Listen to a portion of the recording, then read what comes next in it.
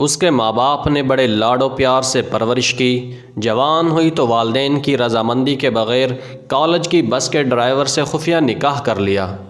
باپ کو جب پتہ چلا تو بیٹی نے جواب دیا، میرا نکاح ہو چکا ہے، بہتر یہی ہے کہ آپ اپنے ہاتھوں مجھے رخصت کر دیں، ورنہ میں خود ان کے پاس چلی جاؤں گی۔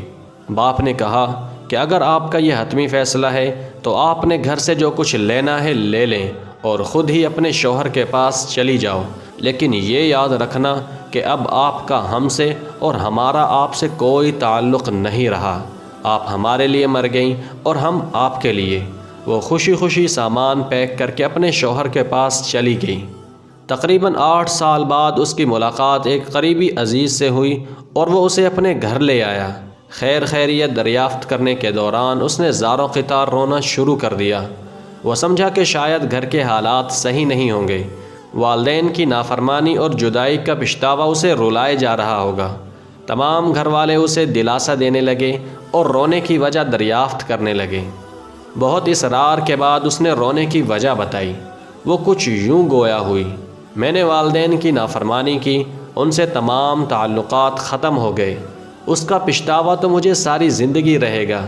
مالی لحاظ سے تو مجھے کوئی پریشانی نہیں ہے، اللہ تعالیٰ کا دیا سب کچھ ہے، لیکن میرے لیے جو سب سے زیادہ تکلیف دہ بات ہے وہ کچھ اور ہے۔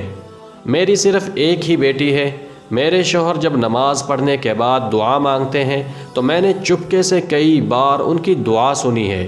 وہ روتے ہوئے اور گڑ گڑاتے ہوئے اللہ تعالیٰ سے صرف ایک ہی دعا مانگ رہے ہوتے ہیں، یا اللہ میری بیٹی ماں پہ نہ جائے، یا اللہ میری بیٹی ماں پہ نہ جائے، یہ اپنی ماں کی طرح گھر سے بھاگ کر کبھی شادی نہ کرے، یہ اپنی ماں کی طرح اپنے والدین کی عزت کو کبھی رسوا نہ کرے۔ دوستو، یہ دعا تمام لڑکوں اور لڑکیوں کے لیے ایک پیغام، ایک نصیحت اور ایک اعلان ہے۔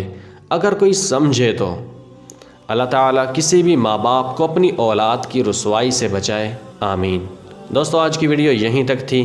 ویڈیو پسند آئی ہو تو اسے لائک اور چینل کو سبسکرائب ضرور کر دینا۔ ملتے ہیں اگلی ویڈیو میں، تب تک کے لیے اجازت دیجیے، اللہ حافظ۔